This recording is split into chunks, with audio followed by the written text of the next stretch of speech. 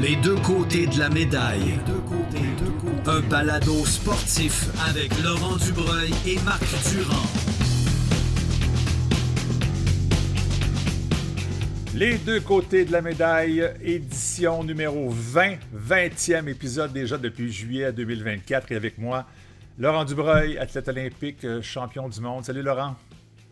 Salut Marc, comment ça va? Ah, ça va très bien. Toi aussi, j'imagine, en plein entraînement en vue des prochains Jeux olympiques pour 2026 et aussi la saison de Coupe du monde, on ne l'oublie pas, qui va commencer, j'imagine, quelque part à l'automne ou au début de l'hiver.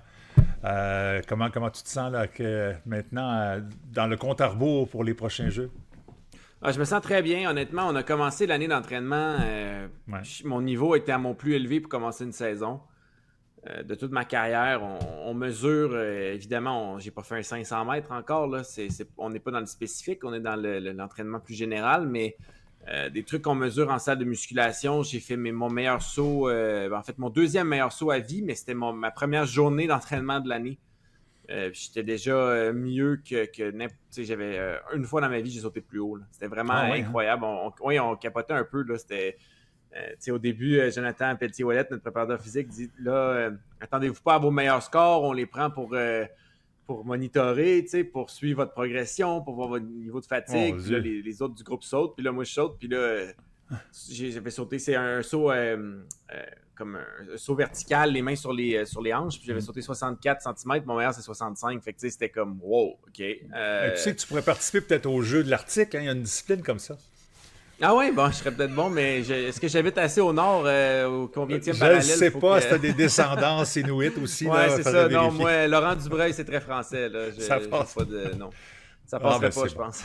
Excellent. Écoute, on va sûrement en reparler dans les prochaines semaines, dans les prochains épisodes, dans les prochains balados. Mais on a 3 sujets aujourd'hui. On va parler de votre sommet, le Lab olympique qui a eu lieu à Montréal la semaine dernière, donc en début juin, fin mai. On va parler également des Enhanced Games. Ouais, les jeux améliorés, pourquoi pas se doper et obtenir un record du monde. Ça, c'est vraiment particulier. Et on a une invitée spéciale. Je garde le punch. Est-ce qu'on garde le punch? On peut garder le punch. On peut garder le punch. Alors, il faut rester jusqu'à la fin. Et je pense que vous allez vraiment adorer ce segment-là. Tout d'abord, avant de poursuivre, avant de commencer avec notre premier sujet, notre partenaire qu'on adore, Chrono Aviation, qui est là depuis les tout débuts. On écoute la petite bande-annonce et on vous revient immédiatement après. Un mot sur notre partenaire principal, Chrono Aviation, spécialisé dans le nolisement d'avions, incarne la performance inégalée et le dépassement de soi pour ses clients. Rêver grand et viser haut, c'est ce qu'ont fait Vincent et Danny Gagnon en 2012 en démarrant leur entreprise avec un seul avion à Québec. Aujourd'hui, de Québec à Saint-Hubert, 300 employés opèrent une quinzaine d'appareils dont le tout dernier peut transporter plus de 180 passagers. Mais au-delà des chiffres, Chrono Aviation, c'est une histoire de passion, de dévouement et de persévérance. Comme quoi, la rigueur, en affaires comme dans le sport, c'est gagnant. D'ailleurs, plusieurs équipes sportives choisissent de voler sur ses ailes pour sa sécurité, son confort et sa flexibilité. Mais surtout parce que chez Chrono Aviation, sky is not the limit. Tellement vrai que sky is not the limit que depuis la promotion qui avait été enregistrée il y a quelques mois, on a acquis un Boeing 747 ou 737. Là. Je m'excuse aux gens de Chrono Aviation, mais je pense que c'est 350 passagers. Donc, on a doublé la capacité maximale. Alors, bravo. Et on sait qu'ils sont impliqués maintenant avec plusieurs équipes sportives pour des déplacements, justement, nolisés. Alors, on apprécie bien sûr ce partenariat naturel avec le monde du sport. Quel bon slogan d'ailleurs, Sky is not the limit. Hein? J'adore ça. Toutes les fois que je t'entends de le dire, c'est vraiment bon. C'est peut-être ce qui sera le slogan des Enhanced Games, mais on en reparlera plus tard. Sky is not the limit. Hey Laurent, à chaque 2 ans, le COC tient une rencontre au sommet impliquant tous les athlètes des Jeux qui suivent ou qui pourraient prendre part aux prochains Jeux. Ça a eu lieu le week-end dernier, donc on l'a dit, là, début juin, fin mai, à Montréal. Donc tous les athlètes qui sont sur la ligne de départ, qui ont un potentiel très, très grand, dont toi, d'être des prochains Jeux de Milan et Cortina. C'est 3 jours intenses. Laurent, parle-nous-en parce que tu étais là, évidemment, ce ne sont pas tes premiers.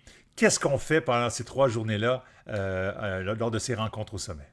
Mais en fait, curieusement, c'était la première fois que je participais au Lab olympique du COC bon? parce que les derniers Jeux, c'était en pleine pandémie. 2021, ils n'ont pas organisé ça, tu sais. Puis il y avait probablement une version sur Zoom là, quelconque, mais c'est pas la même chose, évidemment. Tu rencontres pas les gens, tu sais. Puis les jeux d'avant, ben je sais pas si j'étais peut-être. Je les ai fait des jeux, j'étais peut-être pas assez bon pour inviter ou ben j'avais dit non. Je me souviens pas, ça fait 8 ans. Mais donc c'était la première fois que j'étais là en personne. Puis c'était vraiment une belle expérience parce que justement, quand je dis que c'est pas pareil sur Zoom, une des raisons qu'on fait ça, c'est pour que les athlètes canadiens se connaissent. Parce que quand tu arrives dans un village olympique avec des milliers d'athlètes ou des centaines, dépendant de ton village qui est où, tu sais, nous, dans notre village olympique, là, il va y avoir le patin courte piste, le patin artistique, le hockey et nous, mais avec toutes les équipes de hockey, ça fait beaucoup de monde dans un village. OK. Tu vas côtoyer les McKinnon et tout ça, là. Tu le sais déjà, là. Oui, exact. Ben, cette année, oui, parce que les 2 derniers jeux, moi, les 2 seuls jeux que j'ai fait, les joueurs de la Ligue nationale n'étaient pas là. Fait que j'ai pas encore, pu côtoyer les gens qu'on voit à la télé, malheureusement, mais ça va être ma première fois. OK. Mais tu rentres là, puis outre, tu sais, ce qui fait que c'est le fun comme expérience olympique, ce qui fait que tu as un mouvement collectif, c'est le fait que tu connais puis tu t'associes ou tu comprends les réalités des autres athlètes de ton pays. Puis c'est bien plus facile de créer ce lien-là quand tu les as déjà vus. Donc, c'est une des raisons qu'on fait ça. Il y avait 3 thèmes. Il y avait d'inspirer, il y avait je me souviens plus exactement comment il avait formulé ça, mais d'apprendre à connaître les gens puis d'informer. Peut-être de connecter et d'informer, peut-être. Puis, c'est vraiment des belles activités. C'est des conférences données par certains des plus grands noms de l'histoire du sport canadien. Clara Hughes, Catriona Lemedone. Jennifer Hale, je crois. Championne olympique. Comment? Ouais. Jennifer Hale, je me trompe. Oui, Jennifer Hale, qui est la chef d'émission, exact, évidemment, qui nous a parlé également, puis qui a rencontré les gens. Puis après ça, des activités peut-être plus informatives sur comment que ça va avoir lieu, comment ça va avoir l'air, le village olympique, petit aperçu sur le plan des chambres, la cafétéria et où, des affaires plus concrètes comme ça. Ouais. Puis finalement, des activités de groupe, plus le fun, pas que le reste, c'est pas le fun, mais axé sur le plaisir puis le fait de connaître les gens. Parce que des Jeux olympiques, tu veux connaître les athlètes dans ton village. Ça fait toute une différence sur l'expérience. Puis je pense que ça peut contribuer à la performance parce que si tu connais pas, si le patinage artistique, ils ont un athlète qui gagne une médaille, puis je le connais pas, bon, c'est cool. Mais si je le connais, ça peut m'inspirer sur le coup. Là. Puis peut-être que ma course demain va aller mieux parce que je connais cette personne-là qui vient de gagner une médaille. C'est vraiment ça reste humain, le sport. Puis de créer un lien comme ça peut être très important. Pour avoir vécu des choses similaires avec B210 qui organisent encore, parce qu'eux aussi ont leurs propres athlètes qui vont aller au jeu, les sélectionnent sur le volet. On en reparlera peut-être avec Dominique Gauthier, qu'on a déjà invité à quelques reprises. Mais le fait de rencontrer d'autres champions de d'autres disciplines, et c'est peut-être le cas pour toi, peut-être que toi, tu peux inspirer un skieur, une patineuse artistique, par exemple, parce que vous n'êtes pas en compétition, mais vous avez un peu les mêmes réalités. Ben oui, exact. T'sais, quand on parle, tu parles à un athlète de haut niveau, peu importe son sport, puis je connais rien à la gymnastique, puis je serais extrêmement mauvais en gymnastique, puis les gymnastes connaissent rien au patinage de vitesse, mais si on se parle, on est capable de comprendre la discipline, la rigueur, l'alimentation, les heures de sommeil, les sacrifices qu'il faut faire, l'entraînement forcé, dealer avec les blessures, c'est vraiment quelque chose qui, à part le sport qu'on fait, tout est pareil là, pour un athlète de haut niveau, là, peu importe son sport, puis la recherche des partenaires, le financement.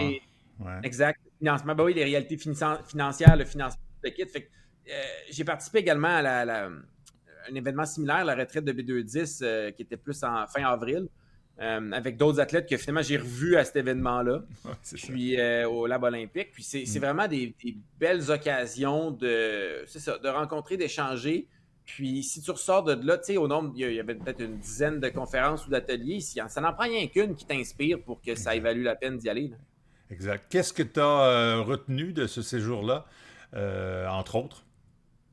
Quelque chose que tu n'étais pas peut-être familier avec, et là, tu t'es dit, OK, je suis content d'être passé par ici aujourd'hui. Pour commencer, c'est une touche humoristique. J'ai retenu que les Italiens semblent en retard sur leur échéancier de construction d'installations sportives. Notre anneau n'est pas encore construit pantoute. Le village olympique n'est pas construit. Donc, ça va être dernière minute. Notre anneau est à 29,6 km du village olympique dans Milan. Puis, il n'y a pas de ligne désignée à ces Olympiques-là, apparemment. Donc, 29,6 km sans fast track dans le trafic. Ça pourrait être long. Milan, c'est une ville de 5 millions, 6 millions, je ne sais pas combien de personnes. C'est une ville, c'est une énorme ville en Italie. Donc, ça va être comme pogné dans le trafic en plein Montréal. Là. Ça risque d'être pas super. Mais sur une touche plus positive, parce que je voulais commencer par ça, ce que j'ai vraiment aimé, les conférences, c'était bon. On a eu une conférence que j'ai particulièrement appréciée sur le coach de rugby féminin, puis une de ses athlètes, Chloé Daniels, qui était vice-capitaine, qui a gagné la médaille aux Jeux de Paris. J'ai trouvé ça extrêmement bon. La chimie qu'ils avaient, le plan qu'ils avaient adopté, même s'ils n'étaient pas les favoris, loin de là, qu'ils ont toujours cru en leur chance, puis ils ont fait un plan. Ils se sont préparés pour gagner une médaille, même si, dans le fond, ils n'en avaient jamais gagné. OK, c'est intéressant ça. Puis il y avait des objectifs à chaque étape de leur progression dans la saison. Il fallait qu'ils atteignent ça. Puis à chaque fois qu'ils réussissaient un petit objectif en cours d'année, ils se rapprochaient de leur but qui était justement de gagner cette médaille-là. Donc c'était vraiment, j'ai vraiment aimé cette conférence-là. Ça a été mon coup de cœur de la fin de semaine. J'avais regardé les parties comme n'importe quel fan de sport. Le rugby, j'ai adoré le rugby aux Olympiques. C'était au début des Jeux, ça nous a comme lancé. C'est intéressant comme formule, 7 contre 7, ça, c'est rapide. Ça va tellement vite. Le tournoi, ça a pris 3 jours, puis c'était fini. Puis, chez les femmes, le Canada gagne une médaille. Chez les hommes, la France, à domicile, gagne à la maison. C'était vraiment le fun à regarder. Là. C'est comme pour un fan de sport canadien, c'était toute une expérience. Puis là, de connaître le cheminement que cette équipe-là a fait pour en arriver là, j'ai vraiment adoré. Puis sinon, juste de rencontrer des athlètes de d'autres sports. J'ai parlé à plusieurs athlètes. Vas-y, qui ça? Non, mais on en parle juste comme que tu sais, c'est rare en sport d'être réunis comme ça. D'être père, puis d'être vieux, d'être père, toute l'équipe. Mais j'en ai vu d'autres athlètes qui partageaient mes réalités. Tu sais, gars de bobsleigh qui avait son petit gars à la maison, sa petite fille à la maison. Je co-chambrais avec Ted-Jan Blommen, le patineur de vitesse que je connais bien, évidemment, mais que ses enfants il y a 2 enfants comme moi, ces 2 enfants ont, je pense, 3 mois de moins que les miens. Là, c'est exactement comme moi. Fait que, tu sais, je suis pas tout seul qui vit cette réalité-là, mais ça a été le fun d'échanger avec eux autres, puis de voir aussi le eye of the tiger des plus jeunes qui visent leur premier jeu, là, l'œil du tigre, qu'eux autres sont affamés, puis c'est le fun de côtoyer des gens qui visent les mêmes objectifs que moi.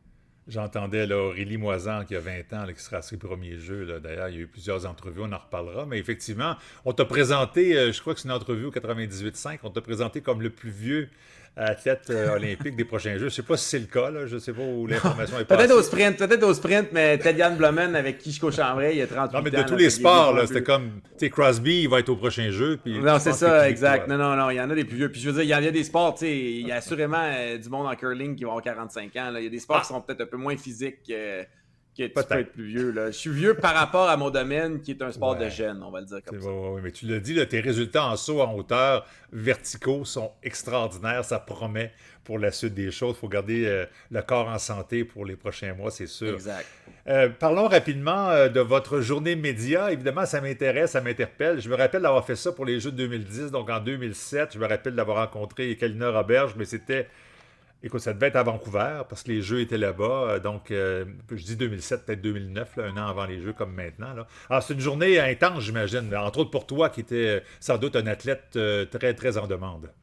Oui, c'était vraiment intense. Je veux dire, j'ai commencé à 8h30 le matin, 8h25 le matin, puis j'ai fini à 5h05 le soir. OK. J'ai eu 15 minutes de pause le midi, le matin, puis une demi-heure pour dîner, c'est tout. Fait que OK, alors... c'est enchaîné. C'est comme une vedette. T'es comme le Tom Cruise là, qui prépare Mission Olympique, Mission Impossible. Et puis là, c'est un après l'autre. Des fois, c'est télé, des fois, c'est juste radio. C'est un peu comme ça que ça se passe. Exactement. C'est un après l'autre. Je dirais, j'étais peut-être pas le plus gros parce que Michael Kingsbury, il avait 1 heure de plus que moi à la fin. Moi, j'ai fini 1 heure avant le souper. Lui, il a fini pour le souper. Mais Elliott Grondin aussi, d'ailleurs. Mais les 2 gars sont champions du monde. Fait que j'imagine que... Mais on était dans les derniers à finir. Puis des fois, on allait dans... On avait 5 minutes pour se déplacer d'une salle à l'autre. Tu sais, c'est un hôtel avec des salles de conférence qui sont toutes remplies par les médias. Puis les médias sont dans la même salle, puis nous, on se déplace d'une salle à l'autre. Okay. Puis on a 5 minutes entre chaque entrevue de 15 minutes. C'était des entrevues de 15 minutes. Fait que là, après ça, tu as 5 minutes de te déplacer à la salle suivante. Puis là, j'allais peut-être prendre une gorgée d'eau dans la salle des athlètes. Puis il y avait toujours des athlètes qui étaient en petite pause, mais moi, j'avais l'impression que j'en avais jamais de pause. Fait que j'étais plus rempli que d'autres. Faut dire aussi que les athlètes francophones, ils ont généralement double obligation parce que tu fais CBC quand même, évidemment, vrai. Puis tu fais Radio-Canada, mais quelqu'un qui parle pas un mot français faisait peut-être pas toutes les entrevues en français. À un moment donné, ça sert à rien de faire passer une entrevue en français à quelqu'un qui n'est pas capable de dire bonjour. Je peux te confirmer que même à Radio-Canada, on les faisait quand même si les voisins à côté étaient CBC. C'est souvent comme ça, mais peut-être que ça a changé, mais des fois, je me demandais pourquoi. Pourquoi les faire en double, pauvres eux? Ils ont répété pour le même réseau. Nous, on le faisait, c'est ça. Nous, on le faisait vraiment en double. Fait que, c'était rempli, mais au final, j'ai étudié en communication, j'aime ça. Si j'aimais pas ça, on n'aurait pas le podcast ensemble. Puis, exact. C'est une petite passion pour moi, puis... Je veux dire, il y en avait qui avaient la scrap à la fin de la journée, mais moi, honnêtement, ça allait bien. C'était pas quelque chose qui me dérangeait. Puis j'essayais toujours de présenter. Au final, les mêmes questions reviennent à chaque fois. Là, ça, j'allais dire, les questions doivent se ressembler. Puis à la limite, oui. Ça peut devenir agaçant si quelqu'un n'a pas l'habitude, justement, de ce genre de travail. Non, exact. Mais tu sais, je pense que comme athlète qui se fait interviewer, je pense que c'est un objectif ou un but pour moi de peut-être présenter, de répondre un petit peu différemment avec un angle différent à chaque question sans inventer des réponses. Là, c'est pas ça le point. Le point, c'est juste de me rendre... Si je répète la même chose 10 fois en ligne, je sais qu'à la 10e fois, je ne serai pas intéressant. Je vais être ennuyant parce que je vais être tanné de le dire. Fait que si je présente un petit peu différemment l'information, je vais essayer de me garder intéressant parce que, au final, c'est pas de la faute au gars qui passe... je vais voir, je sais pas... CBC en anglais pour une affaire sur Internet en 10e. C'est pas de leur faute, je suis en 10e sur leur horaire. Là, non, c'est ça. J'essaie de donner mon meilleur à chaque fois quand même, comme un professionnel. J'ai aucun doute de ta part, mais effectivement, c'est un art aussi savoir répondre, parce que des fois, parfois, quoique dans ce cas-ci, ce sont des journalistes préparés qui avaient déjà leur formule, j'imagine, mais parfois, tout repose sur l'athlète pour rendre une entrevue intéressante, parce que les questions se ressemblent, mais si on est capable de développer, puis d'avoir l'histoire qui fait la différence, justement, qui va faire que, oui, mon histoire sera racontée comme je la veux. Parce que vous avez un peu votre sort entre les mains, j'imagine, un peu. Oui, c'est quelque chose qu'on a... on se fait dire aussi dans certains ateliers qu'on s'est fait parler pendant le Lab olympique, c'est de présenter notre histoire, puis qu'on est... on n'est pas obligé de dire oui à une question, dans le sens que si le journaliste amène une... est-ce que ça se peut que... Puis là, tu te sens pas comme ça. Ben non, c'est pas ça comme ça que je me sens. Je me sens d'une autre façon. Puis c'est toi qui décides ton histoire puis le narratif que tu veux présenter. Le but, c'est pas inventer une histoire de toute pièce. C'est d'être authentique à soi-même, mais justement, en étant authentique à toi-même, tu vas être bien plus intéressant. Effectivement. C'est quelque chose qui Il y a certains athlètes qui sont pas très bons à faire ça, malheureusement, mais ça se pratique. Il y en a d'autres qui c'est plus naturel. Mais dans tous les cas, c'est important parce qu'au final, c'est une opportunité de se faire connaître. Puis moi, une des choses que je suis fier de ma carrière, c'est que j'ai toujours été authentique dans les médias. J'ai toujours dit ce que je pensais. Je n'ai pas peur de donner mon opinion. Puis je n'ai pas peur de dire que je suis bon, mais quand je suis pas bon, je suis pas gêné de dire que je me suis fait battre non plus. Tu sais, je suis moi-même. Je suis comme je suis dans mon salon avec une coupe de sacre de moins dans une phrase. Tu disais, c'est pour ça que je fais un balado, c'est parce que ça m'intéresse. Moi, c'est pour ça que je fais un balado avec toi, parce que justement, tu es authentique, tu dis le fond de ta pensée, et c'est jamais méchant. Ce sont des faits, tu te bases sur des faits, et ça, on apprécie effectivement. Mais c'est un travail que j'ai toujours adoré, et quand j'ai l'occasion, je le fais encore, coacher les athlètes à répondre aux questions des journalistes. Puis justement, un peu comme un politicien, aller chercher peut-être l'angle qu'on voudrait qu'il soit retenu, là, la fameuse clip là, qu'on veut retenir. Exact. C'est sûr que si tu réponds oui, non, je sais pas, non, ça risque d'être court un peu comme entrevue et malheureusement, ça risque de ne pas être diffusé. Bref, une belle science que tu maîtrises parfaitement. Laurent, c'est gentil. On en reparlera peut-être, mais ça me fera plaisir. C'est toujours un sujet qui me passionne, les communications et le monde des médias. Et bravo au COC. Je ne sais pas depuis quand ils font ça, mais je pense que c'est une bonne chose de le faire parce que, entre autres, puis peut-être conclure là-dessus, Laurent, ça permet à tout le monde, à un même moment, de donner ses entrevues et peut-être un peu vous laisser tranquille d'ici les Jeux aussi. Hein. C'est un peu le but, c'est comme ça qu'ils l'ont présenté. C'est que ces entrevues-là, tu vas te faire, entre guillemets, achaler toute l'année par les médias, tout l'été, si tu les fais pas là. Si tu les fais là, c'est tout fait en une journée, tout le monde est sur place. Fait que, tu sais, ça vaut le coup ça vaut le coup, c'était payé, là, les dépenses étaient payées. Là. J'ai pas eu à payer mon essence, c'était à Montréal, j'étais en auto, mais c'est ça vaut le prix de la journée de déplacement puis d'être là une journée, là, honnêtement, parce qu'après ça, j'ai donné 8 heures d'entrevue ou quelque chose comme ça, 9 heures d'entrevue. Sinon, je les aurais redonnées plus tard, mais je les ai toutes données là, puis ils ne poseront plus de questions pendant un bout de temps, puis tant mieux. Après ça, tu te concentres sur ton entraînement. C'est un peu ça le but, c'est pour ça qu'ils organisent ça. Puis non seulement ça te fait connaître, mais deuxièmement, après ça, tu peux te concentrer sur ton entraînement. Effectivement. Puis je parlais avec Jean-François Ménard, qui est le psychologue ou le préparateur mental de Michael Kingsbury, entre autres, et de plein d'autres athlètes, même le Canadien. Et il me disait justement, c'est une grosse journée pour les athlètes, mais pour Michael, entre autres, tu l'as dit, sans doute un des athlètes les plus populaires, c'est une bonne chose de fait. Et on peut se concentrer un peu mieux sur notre travail. Bref, bravo au COC. Parlant de COC ou d'organisation sportive, parlant des Jeux olympiques, une nouvelle qui, moi, m'a surpris, cette nouvelle-là, je ne sais pas toi, Laurent, mais qu'on tienne au printemps 2026 des Jeux parallèles qu'on appellera les Enhanced Games ou les Jeux améliorés. Une idée d'un Australien, Aaron de Souza, un homme d'affaires. Son objectif, des Jeux ouverts à tous, mais surtout où on peut se doper. Et donc, athlétisme, natation et haltérophilie, les 3 premiers sports offerts. Ce sera à Las Vegas, on n'est pas surpris. Je ne sais pas pourquoi je dis ça. En 2026 au printemps, et là, ça brasse depuis quelques jours. D'abord, tes commentaires. Est-ce que toi, tu serais intéressé à participer à des jeux où ton adversaire peut légitimement, sans aucun ennui, se doper pour gagner? Non, je ne suis pas intéressé de participer à ça. Je ne suis pas intéressé de m'associer à ça. Heureusement, je veux dire, je pense pas que c'est quelque chose qui va se rendre en patin. C'est clair, c'est juste pas un sport assez populaire, le patin, pour que ça arrive. Puis tu sais, ça demanderait un anneau. C'est des installations spécialisées. Ils ont pris des sports, tu sais, on va se dire, ils ont pris des sports qui ont eu quand même beaucoup de cas de dopage les dernières. Tu sais, parce que justement, il y a des athlètes suspendus qui n'ont rien à faire pendant leur suspension. Fait que tu sais, l'haltérophilie, c'est un des sports avec les plus. De mémoire, j'avais vu des statistiques, c'était le sport avec le plus de violations au cas d'antidopage, le plus de tests positifs. C'était pire que le cyclisme, même si le cyclisme a plus de. Tu peux finir 8e au jeu puis avoir une médaille dans 5 ans, là, quand ils vont rétroactivement prendre des athlètes qui se sont dopés. L'athlétisme aussi, il y en a moins, mais il y en a quand même beaucoup. Si on regarde la liste des hommes les plus rapides de tous les temps au 100 mètres, c'est une affaire comme 9 des 10 plus vite ont déjà testé positif. Là. C'était ça il y a quelques années. Là. Je veux dire, j'ai peut-être quelqu'un qui a intégré le top 10 depuis. Là. Le seul qui n'avait pas associé à aucun test positif, c'était Usain Bolt, puis il est plus vite que les autres. Fait que c'est louche en soi, ça aussi. Mais tu sais, t'es plus vite que tout le monde. C'est comme en cyclisme aussi, c'est pas encore dans les jeux, c'est pas prévu pour l'instant, mais le cyclisme aussi a eu son lot de dopage. Par contre, oui, en effet, le cyclisme, je veux dire ça. S'il y a un sport qui a eu mauvaise presse dans les derniers 30 ans, c'est bien le cyclisme. Là, exactement. Avec le doping. Puis là, il y a moins de cas de dopage, mais les meilleurs athlètes battent les watts complètement de Armstrong et compagnie. Ils vont plus vite que jamais. Fait que c'est comme que c'est louche aussi. C'est juste qu'ils sont en avance sur les tests, probablement, sur le testing, malheureusement. Mais en même temps, je suis pas surpris, dans le sens que tu disais que tu étais surpris. Moi, je suis pas surpris. Je suis pas surpris du tout. Qu'on organise des jeux comme ça, libres? Je suis pas surpris pantoute. Je veux dire, dans le sens que si tu regardes certains... je pense que oui, malheureusement, tu sais. J'ai l'impression que l'éthique est de moins en moins importante dans la vie, sur certains plans. Puis ça continue dans cette optique-là. Puis quand on y pense, tu sais...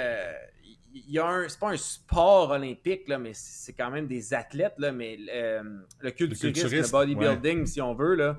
Bodybuilding, il y a des fédérations qui testent, il y en a qui testent pas. Puis Mr. Olympia, là, Arnold Schwarzenegger dans le temps, puis Ronnie Coleman depuis, puis les gros noms qu'on connaît, ça teste pas, là, puis ils sont ouvertement dopés. Là, je veux dire, puis tout le monde le sait, puis c'est comme, c'est correct. Fait que, tu sais, je comprends que certains hommes d'affaires ont probablement vu ça, puis ont dit hey, c'est populaire, on est capable d'aller chercher un auditoire avec ça, mais c'est grotesque comme événement quand même. C'est quelque chose qui me dégoûte profondément.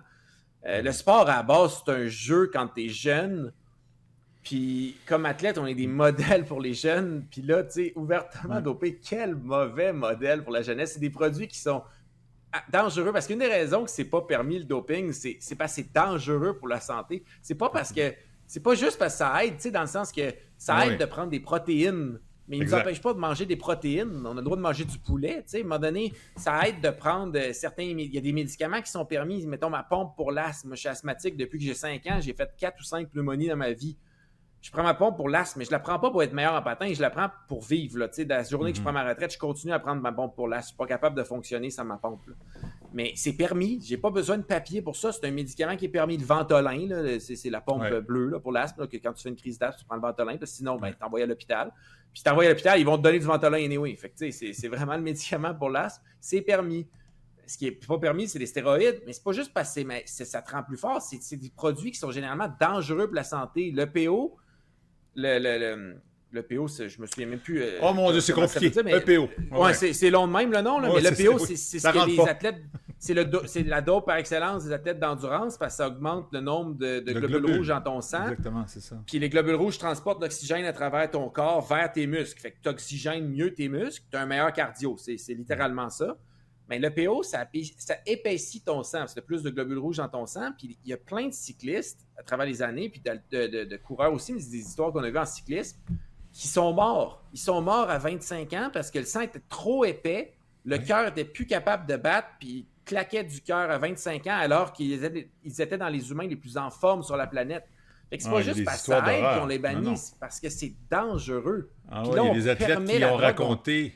excuse-moi, je ne veux pas t'interrompre. Vas-y. Il y a des athlètes qui ont raconté devoir se lever en pleine nuit parce qu'ils avaient justement une alarme qui sonnait comme quoi si tu pédales pas, là, maintenant, si tu vas, là, tu vas mourir directement. Trop longtemps avec une basse fréquence cardiaque, le sang va virer en ciment. Il va comme la bétonnière qui arrête de tourner. Ouais, c'est ça, exactement. Le sang, il fige comme le béton. De l'image. Puis là, tu claques du cœur. C'est terrible, tu sais. Puis c'est tellement un mauvais exemple pour les enfants. Puis ça, c'est des athlètes qui se dopaient en essayant d'éviter les tests. Donc, probablement ce qu'ils appellent les microdoses, là, tu sais, que tu en prends en moins parce que, justement, tu veux pas te faire tester positif. Mais là, on dit, ah non, c'est correct. Fait que là, c'est plus des micro-tests. C'est plus des microdoses. C'est des méga-doses, là. Le sang, là, de la mélasse, là, tu sais, ça va être dangereux pour la santé humaine.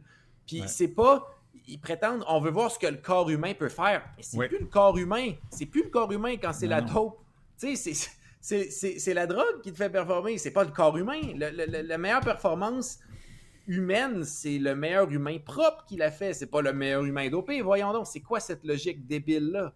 Oui, mais ce monsieur de Souza, un Australien, lui, il dit, écoute, l'Agence mondiale antidopage ne fait pas bien son travail. On laisse passer des athlètes. Il prend l'exemple des nageurs chinois qui ont été pris pour dopage. Mais finalement, on a gardé leur record parce que, bon, il y a sûrement des raisons médicales là-dedans. Il dit, regarde, on va clarifier 2 choses maintenant. Nous, ce qu'on propose, c'est des Jeux olympiques d'athlètes naturels. Alors ça, ce sera clair. Il y aura encore plus naturel que ce que c'est permis maintenant. Et nos jeux à nous qui seront bons pour la science, un peu comme la Formule 1 sert, par exemple, aux voitures de tous les jours. On va améliorer l'être humain et on va, grâce à nos médecins, grâce à nos...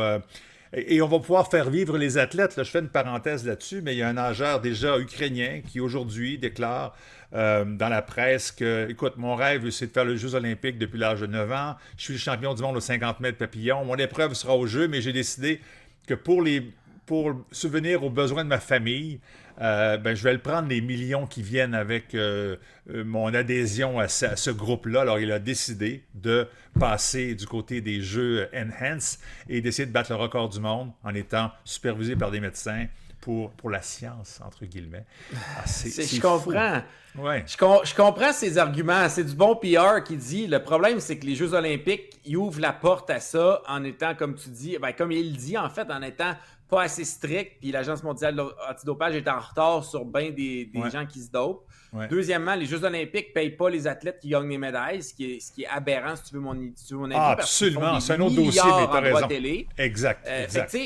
Ces arguments sont bons, mais c'est les Jeux olympiques qui sont mauvais de ne pas être capable d'offrir un produit propre puis de payer les athlètes. Fait que là, l'autre est capable d'arriver là comme un opportuniste parce que lui, son but, il dit ça, mais son vrai but, c'est de faire du cash. C'est un businessman. Son vrai but, c'est de faire du cash. Fait que, tu sais, il fait du PR, là, mais c'est un opportuniste qui veut faire de l'argent. Là.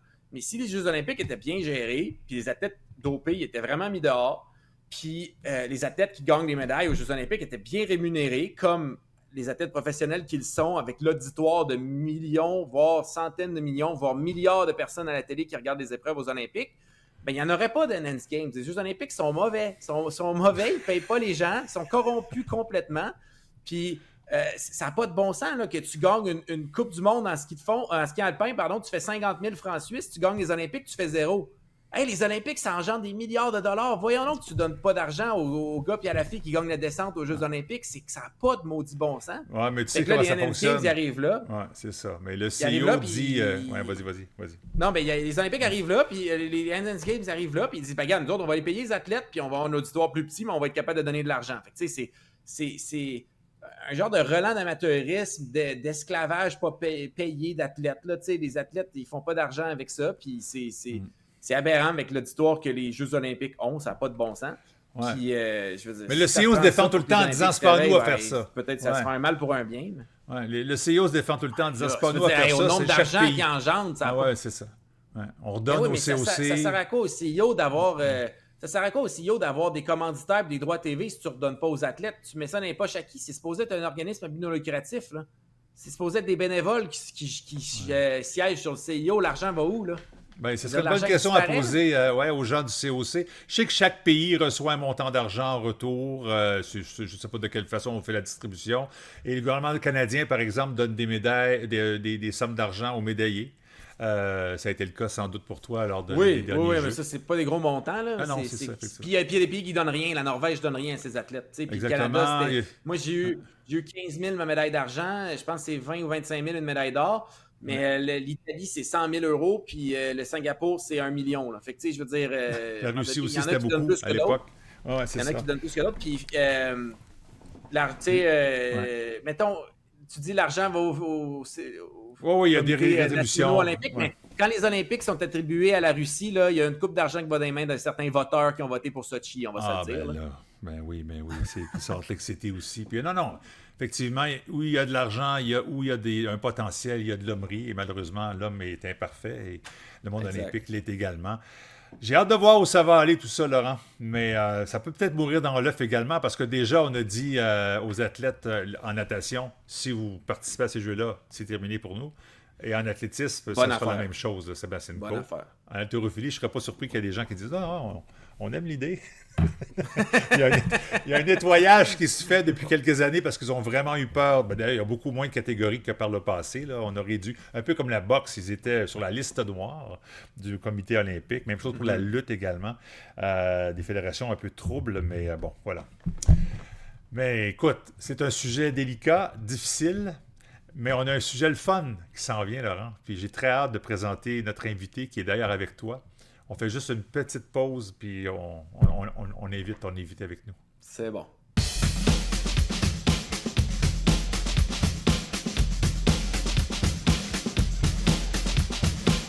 Laurent, présente-nous ton invité. Ben, ça me fait plaisir de présenter à tout le monde visuellement pour ceux qui nous regardent avec vidéo, puis juste par audio avec sa belle voix, ma fille de 5 ans, bientôt 6, Rose Dubreuil. Bonjour Rose. Bonjour Rose, comment ça va? Bien. Bon, excellent. Je suis content de te rencontrer. Tu me vois bien? Tu m'entends bien? Excellent. Alors, Rose, écoute, je suis vraiment content que tu sois là parce que tu savais-tu quoi? Ton père nous parle souvent de toi. Il parle souvent de toi en bien. Il dit que t'es la fan numéro 1 de Laurent Dubreuil, le patineur de vitesse. Qu'est-ce que tu connais de ton père, Rose? Qu'est-ce que tu connais de ma carrière? Hein? Je fais quoi dans la vie?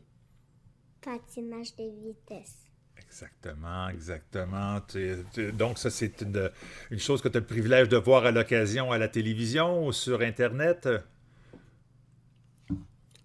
Est-ce que tu regardes des courses sur Internet? Oui. Oui? Bon, mais mettons, quand c'est dans la nuit, qu'est-ce que tu fais? Je le regarde le matin. Tu le regardes en te levant le matin? C'est bon. L'autre matin suivant. Hey, dis-moi, Rose, comment tu le trouves comme patineur de vitesse, ton papa? Ah oui, hein? Bien.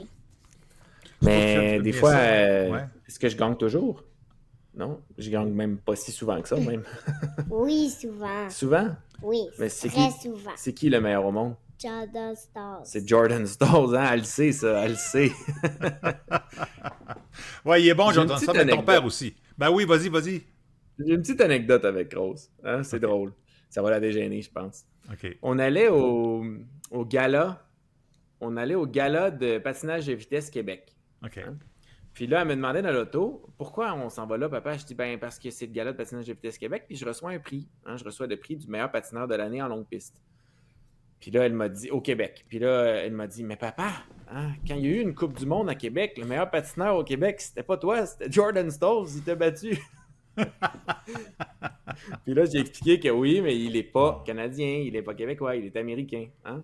Oui, c'est ça. Mais écoute, ton père, il gagne peut-être pas toujours, mais on le trouve pas mal bon. Tu savais qu'il était pas mal connu. Quand tu te promènes avec lui, est-ce que des fois, tu vois des gens que tu connais pas qui lui disent « Bonjour, Laurent, on est fiers de toi? » Oui. Oui, Où, ouais? mettons? partout. Partout. À l'école, peut-être aussi, hein? Est-ce que ton père est allé dans ta classe, par hasard? Euh, Je suis pas allé dans sa classe cette année, j'étais allé dans ses groupes de garderie. Ça n'a Ouais. pas donné cette année. Ah, J'en ai donné une conférence à son école, mais plus vieux, à des élèves un peu plus vieux. Ok. Première, deuxième, Ouais, ou toi, non, 4, 5, 6, je pense. 4, 5, 6. Ouais. Ça veut dire à Maria puis à Méandre. Ouais, Puis à dans Méandre. l'autre école, il y a comme plusieurs Il y a, écoles dans son il y a école. 3 écoles. Ça veut dire les plus vieux, c'est Méandre puis... OK. Méandre puis... ben, je trouve ça intéressant, mais tu sais, tu pourrais en parler à ton professeur. Tu pourrais dire, écoute, mon papa, je sais pas si vous le savez, mais il est pas mal bon. il en sait c'est... Ah oui? Sabrina, elle sait c'est qui mon professeur. Ouais, ben là, c'est sûr qu'en plus, mon auto a mon visage dessus. Fait que c'est pas inaperçu quand je vais chercher Rose à l'école. Non, pour vrai. On vient d'apprendre quelque chose. Moi, je savais pas que ta voiture, Laurent, avait ton visage dessus. Qu'est-ce que ça fait, Rose, de voir la voiture de ton papa avec son visage? Est-ce que c'est normal? Non. Est-ce que tu as d'autres parents qui vont chercher les enfants à l'école avec une photo sur... Non. Non, hein? Puis ça te fait sentir comment, toi? C'est qu'est-ce que tu aimes le plus du fait que je patine? J'aime ça. Mais t'aimes quoi? J'aime parce que tu restes avec nous souvent. Ah, mais des fois... Tu gagnes des médailles. Ah, t'aimes ça que je gagne des médailles? Oui? Là, Pourquoi t'en vois t'aimes ça que plein je gagne derrière des toi, médailles? Rose. Si tu te tournes, il y en a plein de médailles derrière toi. Je sais pas si tu vois. Y en a-tu une en particulier que tu aimes beaucoup? Ah, Celle-là? c'est quoi celle-là? C'est ma médaille de champion du monde. Elle a choisi une des bonnes. Ah, mon Dieu, tu la connaissais en plus! Hey, tu sais que c'est important d'être champion du monde. C'est bon. Puis, Bon, y a-tu des choses... Y a-tu t'aimes des choses moins. que t'aimes pas? ouais. Y a rien que Non. t'aimes pas? Non. T'aimes ça que je m'en aille? Non. Ah. Tu te sens comment quand je m'en vais? Triste, Pourquoi? parce que je m'ennuie de toi. Ah. Ça te fait beaucoup de peine? Oui. Moi aussi, ça me fait de la peine quand je m'en vais. Ah, mais Rose, si tu avais la chance de voyager avec ton papa là, quand il s'en va loin, là, ça serait quel pays que tu aimerais mieux visiter? Pays-Bas. Pourquoi? Pays-Bas. J'ai Wow. envie de voir les basements. Ah, t'as envie de voir nos amis, les Balsma. Ou Japon. Ah, pourquoi? Yuma puis la nourriture. La nourriture? T'aimes ça, la nourriture japonaise? T'aimes les Trop sushis, bon. hein? Ouais, c'est ça. C'est Puis bon. elle aime ça voir Yuma, hein? Yuma qui est un patineur japonais qui est venu s'entraîner avec nous au C'est Québec vrai. deux C'est étés. vrai. Ah, c'est Puis bon. ça fait 2 ans qu'il n'est pas venu. L'été passé, il n'était pas là. Puis Rose, elle s'ennuie. Écoute, Rose, moi, je veux savoir, parce qu'il me semble avoir fait un reportage avec ton père il y a plusieurs années à la télévision, puis il me disait qu'il n'était pas au courant que ses parents étaient patineurs de vitesse avant vraiment plus âgés que toi. Est-ce que tu connais la carrière aussi des grands-parents, de tes grands-parents? Non? Non. Tu Robert savais pas et que Ariane? Robbie et Non. Mamie Ariane Ah avaient oui. patiné? Oui. Oui. T'as-tu Parce déjà vu qu'ils des en- courses? Non. Penses-tu que tu patines plus vite qu'eux autres? Non. Ah non? Ok, bon. Pas Elle est- encore. Pas encore. Elle est déjà mieux que moi. Moi, à cet âge-là, je pensais que je patinais plus vite que mes parents. Ben là, écoute, mais c'est bien vrai que à l'âge de Rose, donc à 16 ans, 5 ans, presque 6, tu n'avais aucune idée que tes parents avaient participé aux Jeux olympiques, entre autres. Non, j'avais aucune idée, honnêtement. Mais parce que mes parents, contrairement à moi et avec Rose, mes parents, quand j'étais jeune, ils avaient déjà pris leur retraite. C'est vrai. Puis, j'ai pas eu la chance de les voir patiner. C'était avant Internet. Fait qu'il n'y avait pas de course sur Internet. Il n'y avait pas de façon de savoir. Il y avait peut-être une photo dans le sous-sol, mais là, tu t'allumes pas. Puis, je le savais pas. Mes parents n'étaient pas show-off pantoute. Fait qu'ils n'en parlaient jamais. Ouais. Puis, ça a été un de mes grands regrets dans ma vie, je dirais, de ne pas connaître, de ne pas avoir pu vivre ça avec mes parents parce que c'est leur passion, c'est ma passion. Ouais. Puis, on a connecté à travers le sport, mais on aurait connecté encore plus vite, je pense, si j'avais pu les voir puis vivre ça avec eux. Puis moi, c'est ma passion. J'ai pas envie d'imposer ma passion à mes enfants. S'ils n'ont pas envie de patiner plus tard, c'est bien parfait, c'est pas grave, c'est eux autres qui décideront. Mais j'ai envie qu'ils me voient à mon meilleur. J'ai envie qu'ils me voient motivé par quelque chose, motivé pour être le meilleur au monde, de viser des grands objectifs, puis que quand on persévère, on est capable d'accomplir des choses exceptionnelles si on a persévéré, on a mis beaucoup de travail. Puis je trouve que les athlètes peuvent être tellement un bon exemple pour notre jeunesse, puis j'aurais vraiment été déçu de ne pas être capable de me donner cet exemple-là directement à mes enfants, qui le voient par moi-même, qui le voient de leurs propres yeux, qui voient leur père, justement, être cet exemple-là. Donc, je suis vraiment content que Rose va s'en souvenir. Bientôt 6 ans, puis je patine encore. Ben oui. Nathan, peut-être qu'il va s'en souvenir si je patine quelques années encore. Puis là, si on a d'autres enfants, ils s'en souviendront probablement pas, mais au moins, Rose va s'en souvenir. Ouais. Puis, j'ai vraiment une grande fierté de pouvoir lui montrer. Mais toi, Rose, c'est quoi ton sport préféré? Gym. C'est la gymnastique. Hein? C'est pas le patin. Puis c'est bien correct. Elle patine aussi. C'est pourtant le rêve de ton père. Elle en a parlé plus tôt dans le balado. Être gymnaste. La gymnastique, c'est pour ça que j'ai pris cet exemple-là, parce que je connais rien à la gymnastique. Je peux pas l'aider en gymnastique. Je peux lui dire de s'entraîner fort, de se concentrer, mais je peux pas y montrer à faire aucune figure. Je peux pas y montrer sur le tapis, il faut courir vite avant les premières manœuvres. Je peux lui montrer. Tu pourrais lui montrer quoi? C'est elle qui peut me le montrer. Hein? Sa grande roue est bien meilleure que ma grande roue. Là. Ses roulades sont bien meilleures que mes roulades. Tu fais déjà des grandes roues? Ben, pour vrai? Hein? Je suis capable de courir puis faire une grande roue déjà. Oh oui, puis tu es capable de faire des pirouettes par en arrière aussi, peut-être? Es-tu déjà rendu là? Mon Dieu Seigneur, moi, tu sais, j'ai jamais réussi à faire ça déjà, puis moi, j'ai 61 ans, oublie ça, c'est pas là. Il n'est pas trop tard pour commencer le sport, mais il est peut-être un peu trop tard pour faire des roulades par en arrière. Mon dos me le permettrait pas. Écoute, je sais pas si c'est Laurent ou Rose qui peut m'en parler, mais une anecdote intéressante, Laurent, que tu pourrais raconter concernant ta déception olympique lors des derniers Jeux, alors que tu termines 4e aux 500 mètres par des poussières, à l'issue d'un départ contesté. Et ce qui a suivi après est vraiment touchant.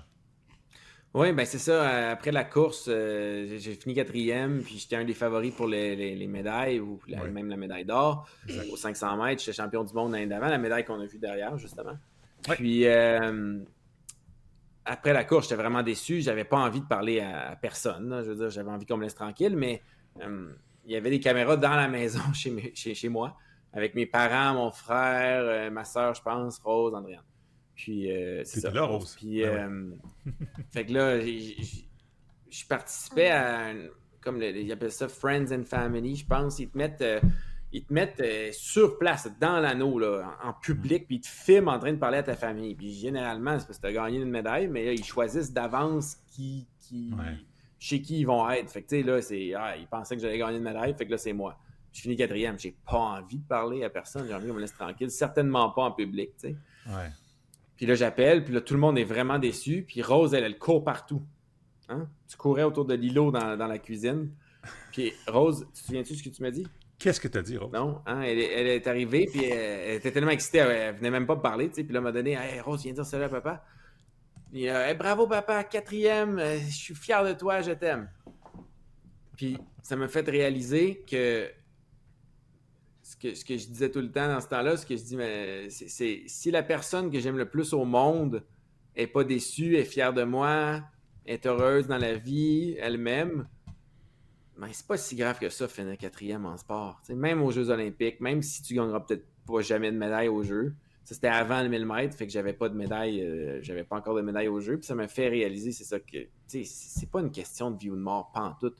Le lendemain matin, t'as la même famille, t'as les mêmes intérêts, t'as les mêmes amis, t'as la même maison, t'as le même repas préféré, Même passe-temps, les mêmes taxes municipales à payer, même auto à plugger dans le mur pour le remettre le Avec courant ta face ou aller dessus. mettre l'essence de ton auto.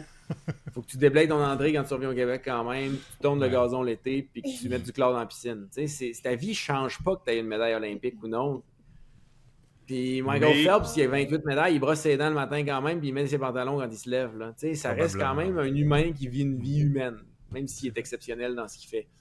Ça m'a permis d'avoir, de diminuer énormément la déception, puis de passer rapidement l'épreuve suivante, le 1000 mètres, puis de gagner ma médaille. Fait que je pense vraiment, là, sincèrement, que j'aurais pas été capable de gagner une médaille au 1000 mètres sans Rose. Je pense que j'aurais eu un extrêmement mauvais 1000 mètres. Je pense que j'aurais fini 15 ou 20e. Parce que j'aurais été dans le mode de déception, dans le mindset que j'aurais été vraiment, vraiment déçu encore. Tandis que là, j'ai fait, non, regarde, c'est pas grave, c'est juste du sport, je vais juste faire un bon 1000 mètres. Puis finalement, j'ai été capable de gagner une médaille sur une distance que je n'étais pas supposé en gagner. Mais c'est tout à cause de ma grande fille qui m'a fait réaliser que c'est pas grave. C'est pas plus grave que ça. Rose, bravo. Grâce à toi, Laurent, une médaille. Merci, Rose. Mais 2 ans plus tard, par contre, tu te souviens-tu ce que tu me dis? Ça, elle s'en souvient, je pense, parce qu'elle était plus vieille. Hein, je me suis barré le dos au Japon, première Coupe du Monde de l'année. Ouais. Puis l'année d'avant, j'avais gagné des médailles quasiment toutes les courses. Là. Puis là, je me barre le dos et j'ai vraiment mal au dos. Là, pas capable de toucher mes... Oublie ça de toucher mes chevilles, pas capable de toucher mes genoux. Là, complètement barré. Puis là, il faut que je fasse la course parce que l'année commence. Ouais. Puis j'ai fini 7e. Puis là, j'ai appelé à la maison. J'étais quand même content de ma 7e place. C'est un de mes pires résultats depuis 5 ans. Je pense que c'est mon pire 500 du dernier 6 ou 7 ans. Mais c'était quand même bon parce que je n'étais pas capable de bouger. J'appelle Andréane et Rose à la maison. Puis qu'est-ce que Rose me dit? Te souviens-tu? Papa, c'est pas bon 7e. C'est pas bon, t'as dit pire que ça. Qu'est-ce que t'as dit? T'as dit que c'était... Pourri. Elle dit, c'est pourri 7e, papa. Fait que en 2 ans, là, hey, 4e, je suis fier de toi, il a pris le bord, puis le 7e, c'est pourri, il est arrivé. Il est plus dur avec les années. La vérité sort de la bouche des enfants. 4e, c'était excellent. Et 7e, c'était pourri. C'est tout. C'était pourri, mais c'était bon selon les circonstances. Parce que Rose n'a jamais eu 2 hernies discales qui pop pendant une semaine de course. Elle comprendra avec les années. Bon, là, Rose, la question que Laurent s'est fait poser souvent, j'imagine, rêver aux Jeux olympiques, c'est quelque chose que tu as aussi. Est-ce que tu aimerais ça participer un jour aux Jeux olympiques? Je m'en fous des Jeux olympiques, j'ai envie d'être vétérinaire. Ah, ben c'est bon ça. C'est bon ça. C'est bien correct. Ben oui, absolument, absolument. Écoute, tu as un oncle Daniel et tu as une tante dont j'oublie le prénom. Annabelle, merci, qui n'auront pas participé aux Jeux olympiques, qui font sûrement de très belles carrières de leur côté également. C'est pas obligatoire de faire des Jeux olympiques. Il faut avoir la détermination puis un objectif un peu fou, mais c'est quand même particulier tout ça, là, ce que Laurent, ben oui, puis le plus important qu'on vous dit toujours, hein, c'est d'être heureux dans la vie. C'est pas d'aller aux Jeux olympiques. Nous autres aussi, c'est quoi? Nous autres aussi, on s'en fout des Jeux olympiques. Avant que tu viennes, j'ai critiqué le comité international olympique pendant 5 minutes. C'est pas comme si j'avais ça dans mon cœur tant que ça. Hein? Bon. Nous, ce qu'on veut, c'est que vous soyez heureux dans la vie. C'est que vous soyez fiers de ce que vous faites, que vous ayez des objectifs, mais pas nécessairement des objectifs en sport. Je serais pas moins fier de toi, puis je t'aimerais pas moins si tu es vétérinaire que si tu es championne olympique ou si tu décides de faire autre chose. Moi, je vais être fier de toi si tu choisis ce que tu aimes dans la vie, puis c'est là-dedans que tu te lances. J'ai l'impression que tu aimes beaucoup les animaux. Oui. Plus que le patin, assurément. Fait que si tu veux être vétérinaire, on va t'appuyer. T'es fatigué? C'est plus le fun de flatter. Ben, c'est ça, c'est plus le fun de flatter un chien ou un chat. Maman, parce que maman connaît plein de choses sur les animaux. Ah, maman connaît plein de choses sur les animaux, ben oui. Ta maman t'inspire aussi, c'est parfait ça. Hey, Rose, c'était un beau moment. Est-ce que tu aimerais aussi devenir journaliste ou analyste? Journaliste, non. Pas ça? Non, comment ça? Je te verrai. J'ai juste envie d'être vétérinaire quand je suis grande. Ah, c'est vraiment son but. C'est parfait. Puis... je trouve ça bien. Oui. Oh. Faire de la gym. Faire de la gym aussi. Hein? Ben oui. Écoute, tu pourrais même avoir une affiche vétérinaire spécialisée en gymnastique. Imagine.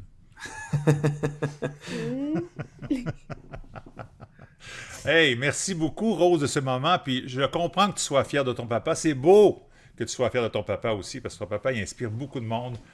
Et je suis convaincu que si tu en parles à ta prof, Sabrina, elle va l'inviter d'ici la fin de l'année.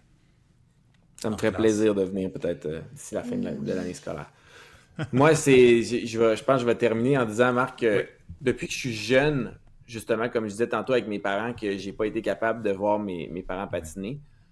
Depuis que je suis jeune, mon but, j'en avais 2 en fait. J'avais de gagner des médailles, d'être champion du monde, champion olympique, mais aussi de faire ça en étant papa.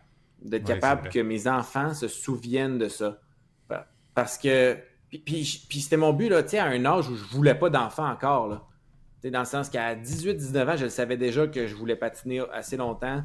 Je voulais avoir mes enfants relativement jeunes pour qui se souviennent de ma carrière. Pas juste les avoir à 30-34 ans avec une année à faire, puis hey, ton papa, il était bon en patin, mais tu l'as pas vu, là, tu sais. Ouais, je comprends. Pas parce que je veux qu'ils patinent, juste parce que je pense que c'est tellement important. Il y a tellement pas assez de gens qui aiment leur métier, qui aiment leur carrière au point où c'est leur passion. Puis, toi, tu me pointes parce que tu sais que j'aime ça, c'est vrai. Puis, je voulais vraiment que mes enfants voient ça pour qu'ils aspirent à ça. Pas ils aspirent au patin, qu'ils aspirent à être heureux dans la vie, qu'ils aspirent à être ambitieux, à être disciplinés, à viser haut puis à y croire. Parce que la vie est tellement plus le fun quand on aime vraiment ce qu'on fait, quand on a trouvé notre voie, quand on n'a pas fait de compromis sur notre carrière. Puis s'il y a une chose que je souhaite à mes enfants, c'est ça, parce que ça rend... J'ai pas l'impression d'avoir travaillé une journée dans ma vie. Les gens diraient, voyons, t'es fou, t'as travaillé ultra fort. Ben oui, j'ai travaillé ultra fort, je m'entraîne, j'ai tellement mal aux jambes 10 mois par année, puis là, le mois des compétitions, je m'entraîne moins, puis là, je me sens bien. Mais j'aime ça, j'ai pas l'impression de travailler. Je me considère tellement chanceux, puis je leur souhaite de trouver ça, que ce soit vétérinaire, de la gymnastique, enseignante comme sa maman ou peu importe. Exactement. Mais j'ai souvent dit la même chose, puis on va conclure là-dessus. J'ai pas travaillé depuis mes années chez Purolator alors que j'étais responsable des comptes à recevoir. Quand j'ai commencé à être journaliste et à être payé pour le faire, là, ça fait 35 ans maintenant que je fais ce métier-là. Alors, j'ai pas encore travaillé une seule journée depuis ce temps-là. Ah, c'est fou, le feeling de se lever le matin et de se dire « Hey, j'en reviens pas qu'ils me payent à faire ça, j'aime tellement ça, je le ferai gratuitement. » Exact. Faut pas le dire, là. Ah! Non, parce qu'on en veut plus quand même. Écoute, Laurent, merci de ce partage avec Rose. Rose, est-ce que tu veux avoir le mot de la fin? Qu'est-ce que tu aimerais dire aux gens qui nous écoutent? Je suis fière de mon papa. Ah, c'est parfait, Laurent. C'est gentil. C'est de la musique à nos oreilles. Merci beaucoup de ce partage familial. Bonne chance, Rose, et puis dans ta carrière de vétérinaire à venir et celle de gymnaste actuellement en progression. Merci Laurent, puis écoute, merci pour ce partage, on l'a dit, puis ça a été vraiment agréable. Alors on se donne rendez-vous pour la 21e édition du Balado. Merci beaucoup Marc, salut tout le monde. Salut.